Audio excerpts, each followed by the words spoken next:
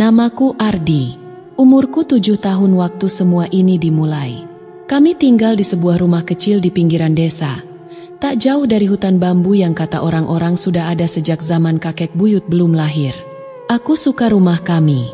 Ada halaman belakang tempat aku bisa bermain sendirian, main kelereng, gambar-gambar di tanah dengan ranting, atau sekadar mengejar-ngejar bayangan kupu-kupu.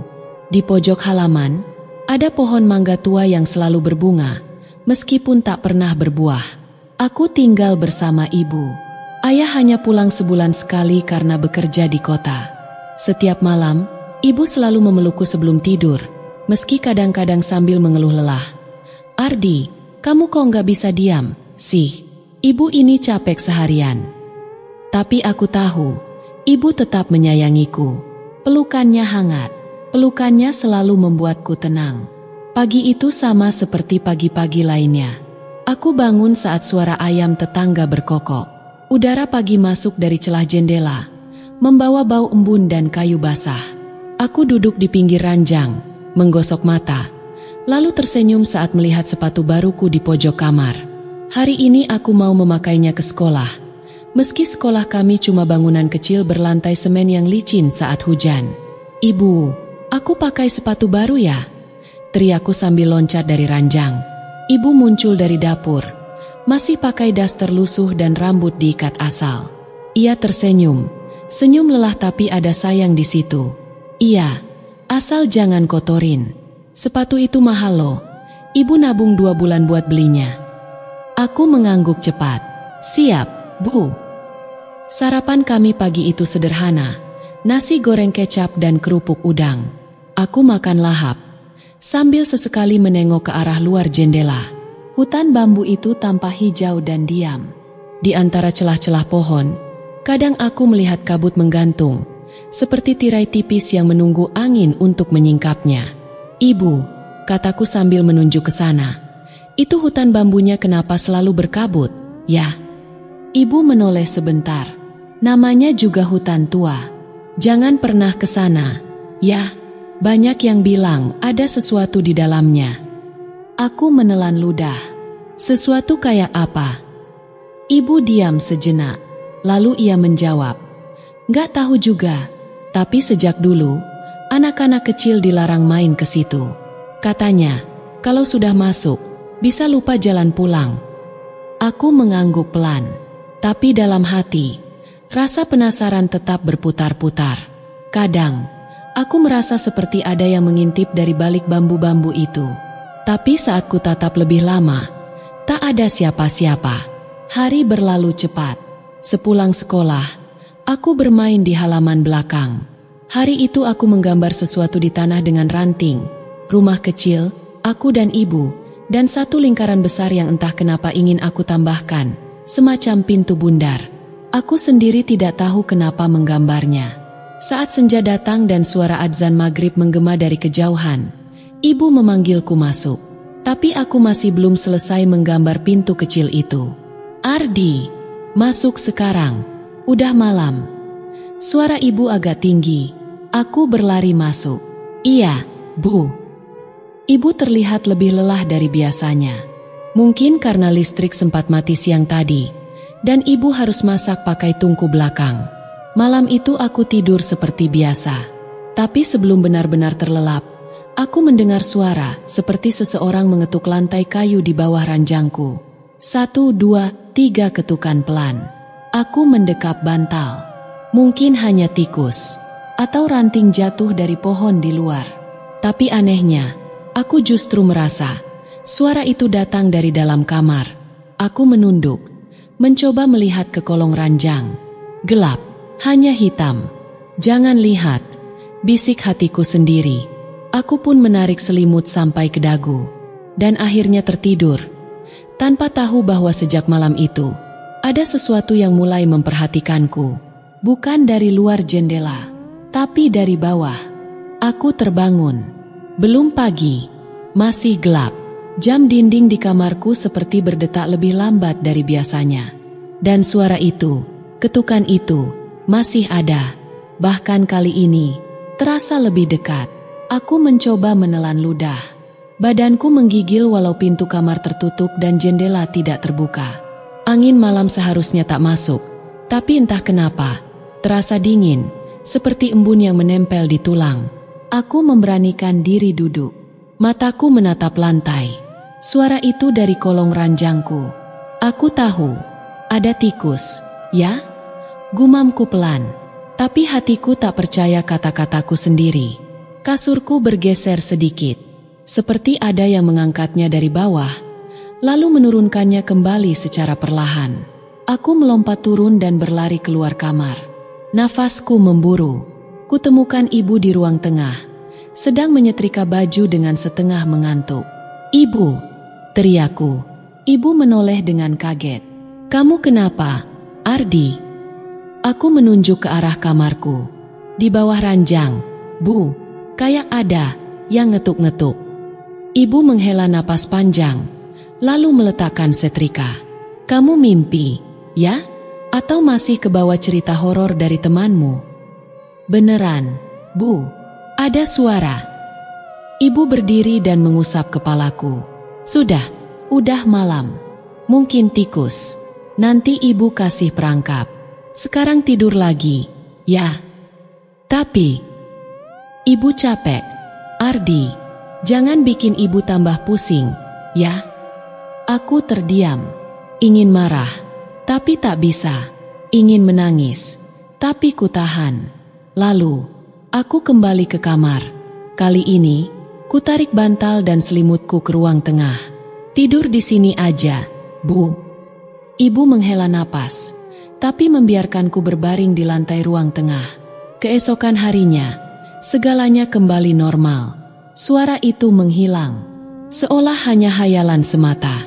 Tapi malam berikutnya, suara itu datang lagi, dan lagi, dan lagi. Setiap kali aku bilang pada ibu, jawabannya sama. "Ardi, kamu itu kebanyakan nonton TV sebelum tidur. Atau, kamu cuma takut karena malam. Udah, tidur." Sampai akhirnya, hari itu datang. Hari di mana aku tidak lagi sanggup menahan marahku pada ibu. Pulang sekolah, aku masuk rumah dengan wajah cemberut. Di tanganku ada kertas ujian. Nilai matematikaku turun, dan guruku bilang aku seperti tidak fokus. Aku meletakkan tas dengan kasar. Ibu sedang menjemur cucian, lalu masuk rumah sambil melihat lembar ujian itu di meja. "Loh, ini nilainya kenapa jelek begini?" "Ardi ngantuk pas ngerjain," jawabku singkat. "Ngantuk? Makanya jangan suka bangun malam-malam cuma karena suara-suara aneh itu. Ibu kan udah bilang, gak ada apa-apa di kamar kamu." Aku mendongak menatapnya, tapi ibu gak pernah percaya. Aku ngomong juga ibu cuma nyalahin terus. Ibu mendecak, "Ya karena kamu terlalu banyak ngelamun.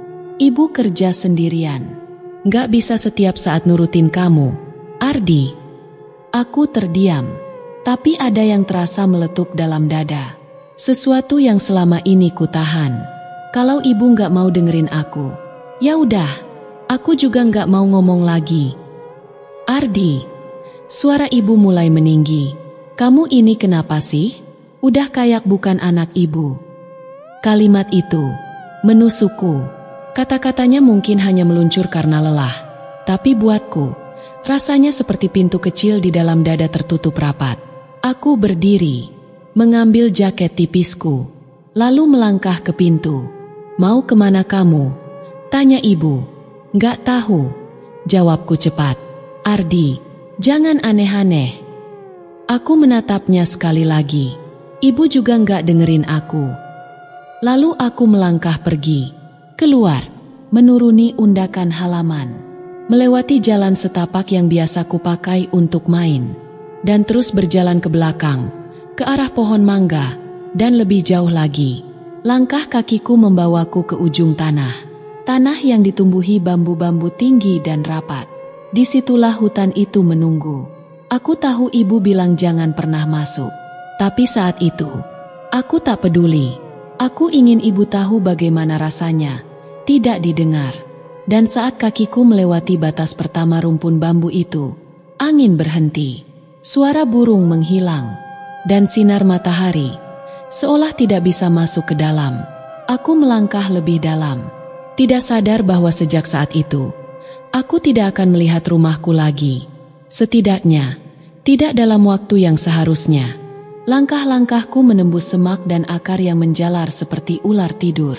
Matahari yang tadi menyinari tubuhku hangat, kini lenyap, digantikan bayangan-bayangan kelam dari dedaunan yang rapat seperti pintu yang menutup perlahan. Aku berhenti sejenak, mengatur napas. Hutan ini nggak sejauh yang kukira, gumamku. Tapi kalimat itu terdengar asing di telingaku sendiri. Tidak ada suara jangkrik, tidak ada burung, tidak ada desir daun. Bahkan, tidak ada suara kakiku sendiri. Aku menoleh ke belakang. Jalan setapak yang tadi kulalui sudah tak ada. Rumpun bambu yang tadi seperti pagar hilang entah kemana.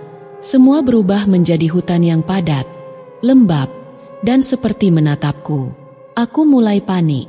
Ini jalan pulangnya tadi, kan? Iya, aku lewat sini.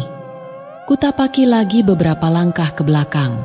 Tapi entah kenapa, setiap langkah seolah membawaku lebih jauh. Ranting-ranting yang baru tadi kulewati kini jadi asing. Seolah-olah hutan ini menyusun ulang dirinya saat aku berpaling. Dan lalu, terdengar suara itu. Ardi. Aku berhenti. Suara itu lirih, seperti desir angin. Tapi aku jelas mendengarnya. Suara ibu, lembut, pelan, tapi tak datang dari arah rumah. Suara itu berasal dari dalam, lebih dalam lagi ke arah hutan. Aku menoleh, tidak yakin harus mengikuti atau lari. Tapi saat suara itu memanggil lagi, Ardi, kamu di mana, nak? Aku terhipnotis, seolah ada benang tak terlihat yang menarikku. Ibu, panggilku dengan suara bergetar. Tak ada jawaban, tapi tanah di bawah kakiku bergetar kecil, seperti detak jantung dari sesuatu yang tidur dalam perut bumi. Langkahku melanjut. Kupikir, aku akan bertemu ibu. Kupikir, aku hanya tersesat sebentar. Tapi semakin aku berjalan, semakin aneh dunia ini rasanya. Pohon-pohon tumbuh melingkar, membentuk seperti gerbang-gerbang alami. Angin yang lewat membawa aroma harum, tapi tidak seperti bunga atau tanah basah. Harumnya seperti dupa dan bau kain basah yang dijemur terlalu lama. Aku menyentuh batang pohon. Kulitnya kasar, tapi terasa hangat, seperti kulit manusia yang hidup. Aku mundur. Apa? Aku salah jalan? Tanyaku dalam hati, tapi aku sudah terlalu dalam. Tiba-tiba dari kejauhan, aku melihat sesuatu. Sebuah bangunan kecil, seperti saung dari kayu, berdiri di antara pepohonan tua. Atapnya jerami, dindingnya dari bilah bambu. Tapi yang membuatku merinding adalah lampu minyak yang menyala dari dalamnya. Siapa yang tinggal di sana? Aku melangkah pelan, mendekat. Jantungku berdetak lebih cepat. Lalu ku dengar sesuatu lagi. Bukan suara, tapi tawa. Tawa kecil, seperti suara anak-anak. Aku mengintip dari balik batang pohon, dan mataku langsung menangkap sosok itu. Seorang anak laki-laki, usianya seperti aku, tapi wajahnya aneh. Matanya hitam sepenuhnya, senyumnya terlalu lebar, dan kulitnya seputih kertas. Ia sedang duduk di lantai saung, memainkan congklak, sendirian. Tiba-tiba ia berhenti bermain. Ia menoleh langsung ke arahku, dan tersenyum. Ayo main, katanya. Aku ingin lari, tapi tubuhku membeku. Lalu di belakangnya, dari bayang-bayang saung, muncullah sosok lain, wanita tua. Rambutnya panjang menjuntai sampai lantai, dan matanya buta. Tapi ia berkata dengan suara serak, "Anak baru datang lagi. Ya, selamat datang." Aku menjerit dalam hati, tapi tak bisa bicara. Kakiku lumpuh, dan dari bawah saung, muncul tangan-tangan kecil dari tanah, menjulur pelan, menggapai ke arahku. Aku baru sadar, aku telah melangkah ke tempat yang tidak seharusnya. Tempat di mana waktu dan arah tak lagi punya makna. Tempat di mana anak-anak yang hilang tidak selalu bisa pulang. Tangan-tangan kecil itu terus menjulur dari bawah saung, seolah mengundangku masuk. Tapi tatapanku tetap pada sosok anak laki-laki bermata hitam yang duduk di dalam, yang kini tersenyum makin lebar. "Ayo main, sebelum ibu datang," katanya pelan. "Ibu? Siapa?" Aku gemetar. Napasku dangkal. Aku ingin lari, tapi tanah di bawahku terasa menempel ke telapak kakiku. Udara berubah jadi berat.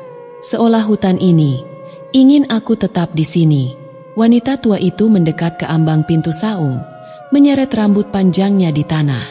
Ia tidak melihatku, tapi wajahnya mengarah tepat ke tempatku berdiri. "Aku tahu kamu belum siap, tapi kamu sudah masuk. Dan kalau sudah masuk, ya, tunggu giliran saja." Aku mundur satu langkah, tapi begitu telapak kakiku menyentuh tanah di belakangku, akar-akar kecil merambat dan memeluk pergelangan kakiku dengan lembut, seolah berkata, "Jangan pergi dulu." Lalu terdengar suara lain dari langit. "Ardi!" Suara itu, suara ayah. Aku menoleh ke atas. Langit yang tadinya kelam mendadak terbuka sejenak. Sinar putih jatuh lurus ke hutan, dan aku melihat sesosok bayangan. Ayah membawa senter dan memanggil namaku dari kejauhan. Tapi bayangan itu seolah terpantul di air, goyah, tidak nyata. Aku berteriak, "Ayah, aku di sini." Tapi suaraku hanya memantul kembali, seolah ditelan oleh pepohonan.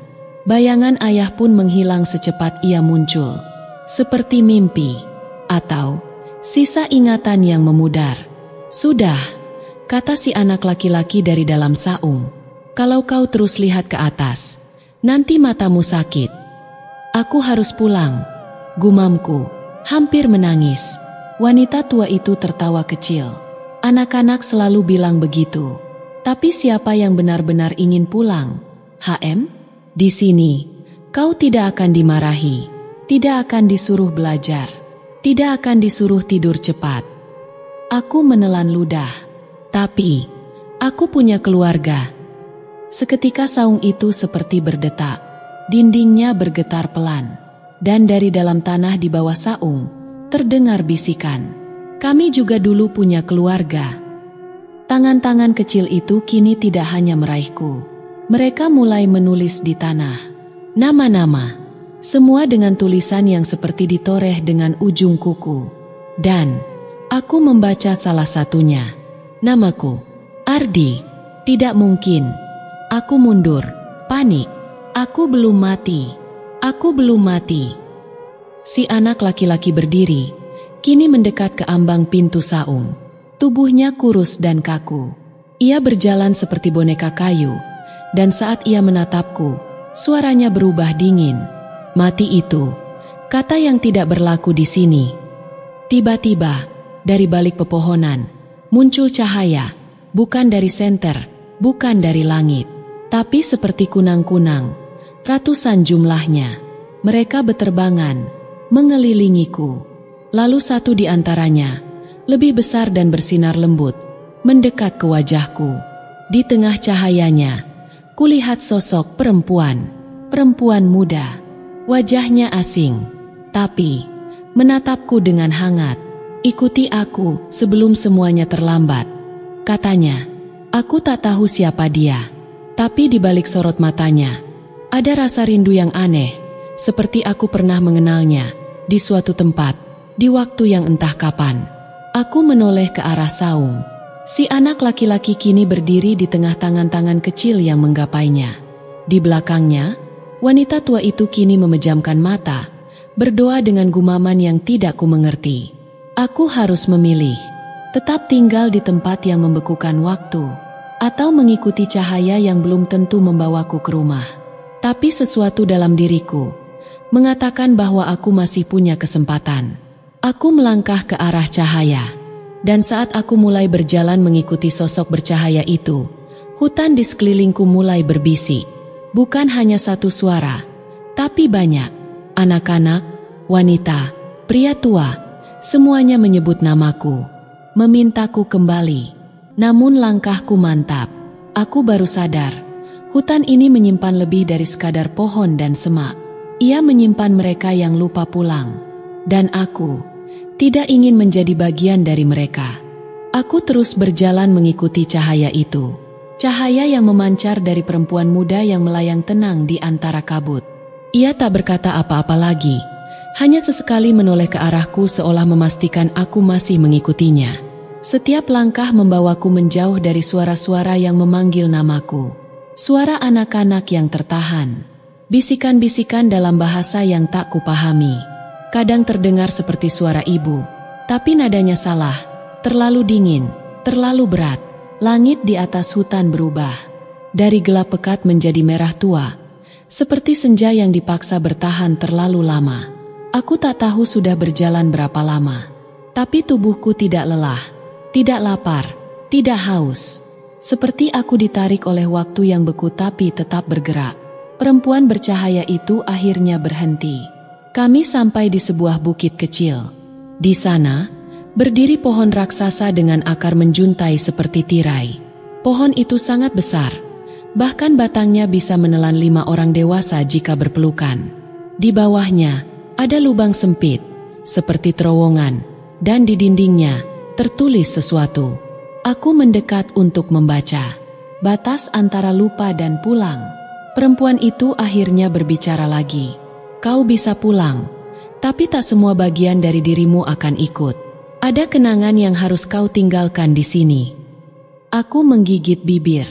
Apa maksudmu? Ia menatapku dengan mata teduh. Tempat ini tumbuh dari amarah dan kesedihan. Saat kau meninggalkan rumah dengan hati marah, kau membuka celah. Alam ini menyambutmu dan menawari pelarian. Tapi pelarian selalu dibayar mahal. Aku terdiam. Ingatanku kembali ke suara ibu yang membentak. Wajahnya yang lelah dan marah, dan aku, anak kecil yang tak tahu cara menghadapi kecewa selain dengan berlari ke hutan. Kalau aku masuk ke lubang itu, aku bisa pulang. Ia mengangguk. Tapi kamu harus siap melepaskan satu hal yang paling kamu ingat sebelum masuk ke sini. Aku berpikir keras.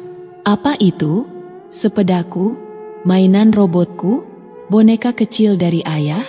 Lalu, aku sadar. Itu adalah suara ibu. Suara ibu yang memanggilku setiap pagi, menyuruhku makan, menyuruhku tidur. Suara yang dulu kuanggap cerewet. Ternyata itulah yang membuat rumah terasa hidup. Kalau aku lupa suara ibu, apa aku masih bisa kembali sepenuhnya? Ia menunduk.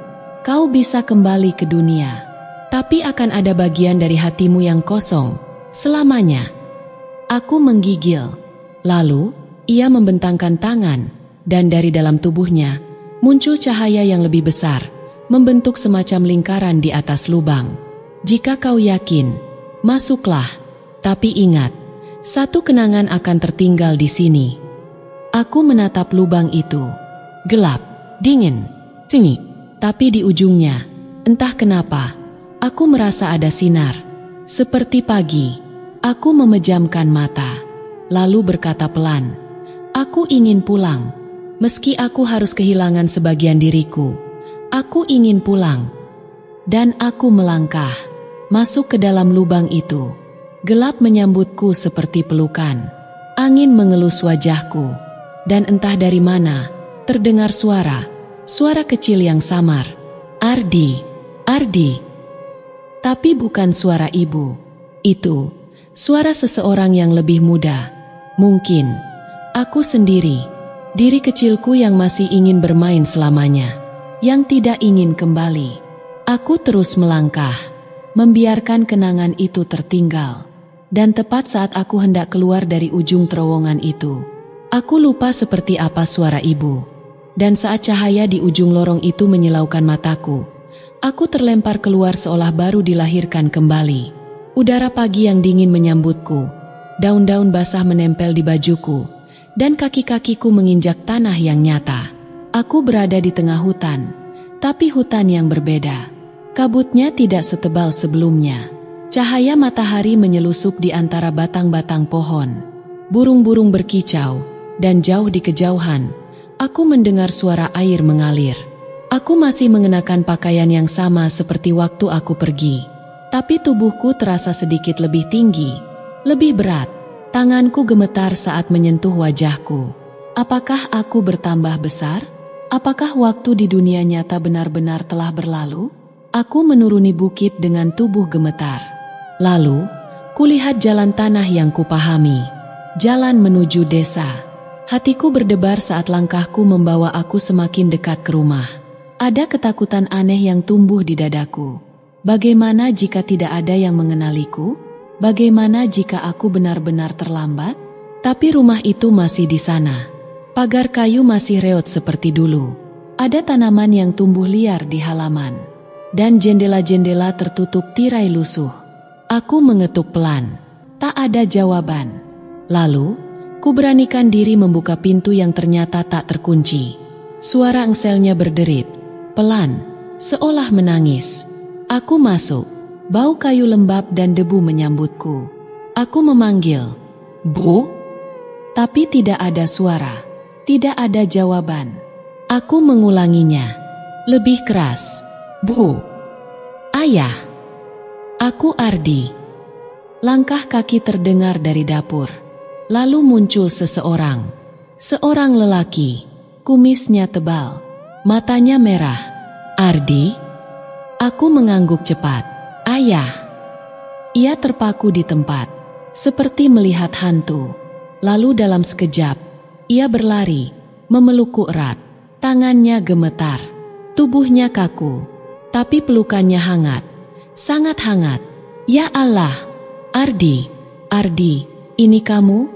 Suaranya parau, nyaris tak terdengar. Aku mengangguk dalam pelukannya, tapi anehnya, aku tidak menangis.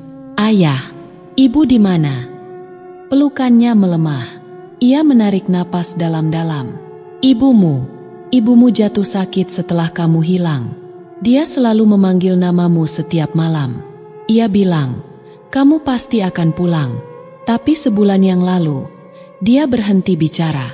Dan seminggu lalu, dia pergi. Jantungku terasa seperti pecah berkeping. Aku terduduk, tak bisa berkata apa-apa. Mataku memanas, tapi tetap tidak menangis. "Ayah, aku mau dengar suara ibu, sekali saja."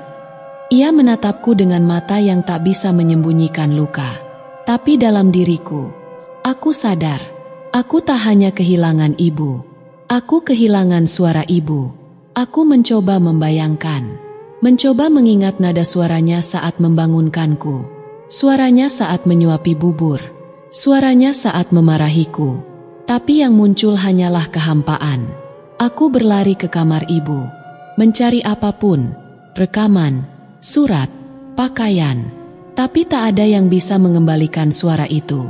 Aku duduk di tempat tidurnya, memeluk bantal yang masih menyimpan aroma samar tubuhnya. Dan aku berbisik pelan, "Bu, aku pulang, tapi aku tak bisa mendengarmu lagi." Langit sore menyinari kamar itu. Di luar, angin bertiup lembut. Lalu, entah dari mana, ada desir kecil, seolah ada suara perempuan menyanyikan lagu Nina Bobo. Sangat pelan, sangat jauh, tapi cukup untuk membuat jantungku bergetar. Aku menoleh, tapi tak ada siapa-siapa. Hanya bantal di pelukanku yang terasa lebih hangat dari sebelumnya. Tapi kehangatan itu perlahan hilang, seperti pelukan yang tak bisa lama bertahan. Aku tetap terdiam, memeluk bantal ibu seperti anak kecil yang baru saja kehilangan dunia. Di balik mataku yang kosong, ada satu pertanyaan yang terus berputar. Apakah aku benar-benar pulang? Atau hanya tubuhku saja yang kembali? Sore berganti malam, dan ayah duduk diam di ruang tengah. Wajahnya letih, seperti tak tidur berhari-hari. Rumah ini terasa sunyi, padahal dulu selalu riuh oleh suara ibu menyalakan kompor atau memanggilku untuk makan. Aku duduk di dekat lemari tua ibu. Entah kenapa, tangan ini bergerak sendiri, membuka laci paling bawah, yang dulu selalu terkunci dan hanya ibu yang tahu isinya. Dan di dalamnya, aku menemukan sesuatu yang membuat napasku tertahan. Sebuah kotak kain bermotif bunga mawar. Kecil, penuh sulaman tangan. Aku yakin ibu yang menjahitnya sendiri. "Ayah," panggilku pelan. Ayah menoleh, lalu matanya membelalak saat melihat kotak itu. Itu, Milik ibumu. Dia bilang, kalau suatu hari kamu kembali, dan dia sudah tak bisa lagi bicara, kamu harus membuka kotak itu. Tapi hanya kalau kamu siap, ucap ayah pelan, nyaris berbisik. Tanganku gemetar saat membuka tali pengikatnya. Dan di dalamnya, ada sebuah kain kecil, secari kertas yang dilipat rapi, dan liontin perak berbentuk bulan sabit. Aku membuka kertas itu lebih dulu. Tulisan tangan ibu masih sama seperti yang ku kenali. Halus, tapi tegas. Untuk Ardi, anakku, jika kamu membaca ini, berarti aku sudah tak ada. Maafkan ibu, karena terlalu keras padamu. Tapi kamu harus tahu, saat kamu menghilang, ibu tahu kemana kamu pergi. Hutan itu bukan hutan biasa. Aku pernah hampir masuk ke sana saat kecil. Tapi aku diselamatkan oleh suara dari liontin ini. Liontin ini hanya bisa didengar oleh orang yang benar-benar ingin pulang. Tapi, Ardi, suara ibu tak akan terdengar lagi. Jadi kalau kamu ingin mendengarnya, kamu harus mencarinya di tempat ia menunggu. Jangan takut, suara ibu akan menuntunmu. Tapi hanya jika kamu percaya. Aku tak sadar air mata menetes deras. Ini, suara ibu. Walau hanya lewat tulisan, aku bisa mendengar nadanya. Aku bisa merasakannya menyentuh hatiku yang beku. Aku menggenggam liontin itu, lalu mendekatkannya ke telingaku. Hening, kosong. Aku berlari keluar rumah, menuju halaman gelap. Di bawah langit malam yang sunyi, aku berdiri dengan liontin di tangan. Aku percaya, Bu, bisikku. Aku mau dengar suara ibu lagi, apapun caranya. Tiba-tiba, angin berembus, lembut, daun-daun bergerak pelan. Lalu, liontin itu bergetar halus. Dan dari dalamnya, samar-samar, ku dengar, Ardi, jangan takut, ibu di sini. Aku terisak keras. Suara itu, tak salah lagi, itu suara yang selama ini ku cari. Ayah, aku harus ke hutan lagi, ujarku cepat. Ayah terkejut, berdiri dari kursinya. Apa maksudmu? Ibu belum benar-benar pergi. Dia menunggu. Di tempat yang sama aku pernah masuk dulu. Tapi kali ini, aku akan kembali, bukan untuk tersesat, tapi untuk membawa pulang suaranya. Ayah memandangi liontin itu. Napasnya berat, tapi ia tak berkata tidak. Ayah akan menunggu. Tapi hati-hati, Ardi, jangan biarkan suara yang lain membawamu. Aku mengangguk, dan malam itu juga, dengan liontin di dada, dan secarik harapan di genggamanku, aku melangkah kembali menuju hutan yang pernah menelanku. Tapi kali ini, aku tahu, aku tidak sendiri. Langkah kakiku menyusuri jalan setapak di pinggiran hutan terasa mantap, meski udara malam mulai menyelimuti dengan dinginnya yang tajam. Di leherku, liontin bulan sabit dari ibu bergoyang pelan, seolah menjadi kompas yang menuntunku melewati gelap. Tiap dedaunan yang bergesekan, tiap dahan yang patah oleh angin, semuanya seolah berbisik. Kamu kembali, Ardi, tapi bisakah kamu benar-benar pulang? Aku mendengar itu, bukan dengan telinga, tapi dengan hati yang gemetar. Langkahku terhenti saat melihat pohon besar di tengah hutan. Pohon yang dulu menjadi batas antara dunia nyata dan tempat aku pernah terjebak. Aku menatap batangnya yang lebar dan gelap, lalu mendekat perlahan. Ibu, panggilku pelan, seolah berharap suara itu kembali. Dan seperti menjawab doa diam-diamku, liontin di leherku kembali bergetar lembut. Jangan takut, Ardi, ikuti suara ini. Aku terisak, itu suara yang sama. Suara yang dulu menenangkan saat aku sakit, saat aku menangis karena mimpi buruk. Tapi di sela suara ibu, terdengar halus sesuatu yang lain. Jangan percaya, suara itu bukan ibumu. Aku mundur satu langkah. Suara lain, jauh lebih serak, terdengar seperti suara anak kecil atau hembusan napas yang terlalu dekat. Aku menggeleng. Tidak, aku tahu mana suara ibu, ucapku yakin, meski tubuhku mulai menggigil. Tiba-tiba, hutan di sekitarku berubah. Pohon-pohon bergoyang perlahan, dan jalan setapak menghilang. Kabut tipis mulai turun dari atas, menyelimuti tanah dan mengaburkan pandanganku. Aku mulai berjalan, mengikuti suara liontin. Tapi suara ibu kini tidak sejernih tadi. Ia terdengar seperti bergema dari kejauhan, seolah tersesat di antara banyak gema lainnya. Ardi, di sini, cepat. Ardi, kamu sudah pulang, kan? Di sini saja. Kamu marah pada ibu, ingat? Semua suara itu seperti bersumber dari arah berbeda. Aku mematung, bingung memilih kemana harus melangkah. Tiba-tiba, dari balik kabut, muncul siluet seorang anak kecil. Mirip aku, tapi dengan wajah yang kosong. Ia berdiri di samping pohon dan berkata, "Kita sama, Ardi. Kita pernah marah. Kita pernah pergi. Tapi aku tak bisa kembali." Aku menahan napas. "Aku bukan kamu," jawabku pelan. Anak itu tertawa kecil, lalu berjalan mundur ke balik kabut. "Kalau begitu, buktikan. Pilih jalanmu, atau kamu akan menjadi bagian dari kami." Aku memejamkan mata. Liontin di tanganku kini panas, seperti memberiku isyarat. Dan dari dalam keheningan, suara ibu muncul kembali, lembut tapi tegas. "Ardi, jangan dengarkan suara yang menyesatkan. Dengarkan dengan hati, bukan dengan telinga." Aku menggenggam liontin itu erat-erat. Dan saat aku membukanya sedikit, dari dalam liontin keluar cahaya lembut seperti kunang-kunang kecil yang menari di udara. Cahaya itu terbang ke arah barat, arah yang sama dengan tempat terakhir aku melihat cahaya rumah sebelum dulu hilang. Aku mengikutinya. Kabut di sekitarku mulai menghilang, dan suara-suara aneh itu perlahan memudar. Sampai akhirnya aku tiba di sebuah lapangan kecil, tak pernah kulihat sebelumnya. Di tengahnya, ada batu bundar seperti altar, dan di atasnya, sebuah selendang milik ibu. Aku mendekat perlahan, dan saat menyentuh kain itu, suara ibu mengalun jelas di kepalaku.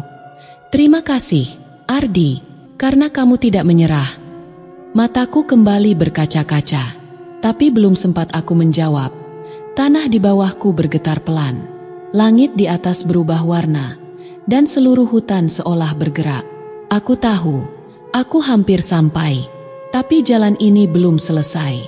Aku harus memilih, tetap di sini, bersama bayangan dan kenangan, atau melangkah ke tempat yang lebih jauh, ke tempat suara ibu berasal. Aku berdiri di ujung gerbang antara dunia nyata dan alam gaib. Di hadapanku terbentang dua jalan. Satu menuju cahaya hangat yang seolah membawa ibu dan keluargaku. Satu lagi menyelam ke kegelapan yang penuh misteri dan janji akan jawaban atas semua teka-teki selama ini. Hatiku berdebar. Air mata mengalir tanpa bisa kutahan.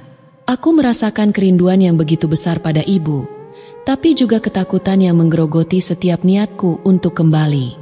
"Ardi." Suara ibu terdengar lagi, lebih nyata dari sebelumnya. "Pilihlah dengan hati, Nak. Jangan biarkan amarah lama menghalangi jalan pulangmu." Aku menutup mata, mencoba merasakan kehangatan di dalam dada.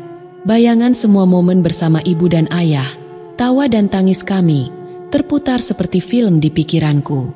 Aku tahu, aku tidak bisa tinggal lebih lama di dunia ini, di antara bayangan dan hantu masa lalu. Dengan napas berat, aku melangkah menuju cahaya. Tapi langkah itu tak mudah. Dari kegelapan, muncul sosok samar, anak kecil yang dulu menakutiku. Wajahnya kini penuh kepedihan, bukan ancaman. "Kamu akan meninggalkan kami?" tanyanya lirih. "Aku harus pulang," jawabku dengan suara pecah. "Aku harus membawa cinta ibu kembali ke dunia nyata." Anak itu tersenyum tipis, lalu menghilang bersama kabut. Cahaya semakin terang. Batu altar bersinar dan kupeluk selendang ibu erat-erat. Tiba-tiba, aku terhisap oleh pusaran cahaya, dan dunia di sekitarku berputar cepat. Ketika aku membuka mata, aku berada di tengah hutan yang sama, tapi sinar matahari pagi sudah menyentuh dedaunan. Aku duduk di bawah pohon besar. Selendang ibu masih di tanganku. Aku pulang. Aku pulang dengan membawa cinta dan kehangatan yang selama ini hilang. Namun, Pulang bukan berarti semuanya langsung kembali seperti dulu.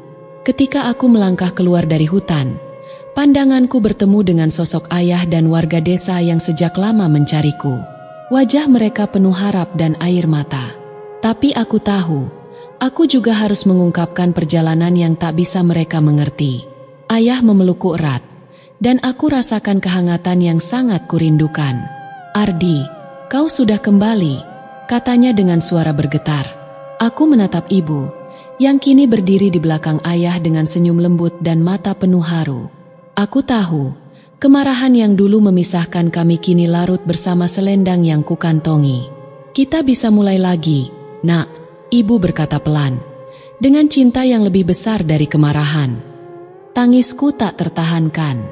Semua luka, rindu, dan penyesalan tumpah menjadi satu. Aku tahu, perjalanan ini mengajarkanku satu hal penting. Rumah bukan hanya tempat kita tinggal, tapi tempat di mana hati bisa pulang tanpa takut. Hari-hari berlalu, dan aku belajar membuka kembali hatiku untuk ibu dan ayah. Aku mengerti, mereka bukan hanya orang tua, tapi juga manusia yang punya kekurangan dan rasa sayang yang besar. Kini aku tahu, tidak ada kegelapan yang tak bisa dilalui jika kita berani membuka pintu hati dan memaafkan. Pelajaran dari perjalananku. Kadang, kemarahan dan kecewa membuat kita melangkah jauh dari yang kita cintai. Tapi seperti aku yang pernah tersesat di alam yang tak kasat mata, kita harus berani memilih jalan kembali. Tidak ada yang lebih kuat daripada cinta keluarga. Tidak ada yang lebih hangat daripada rumah. Dan aku, Ardi, kini siap melangkah ke depan dengan hati yang utuh.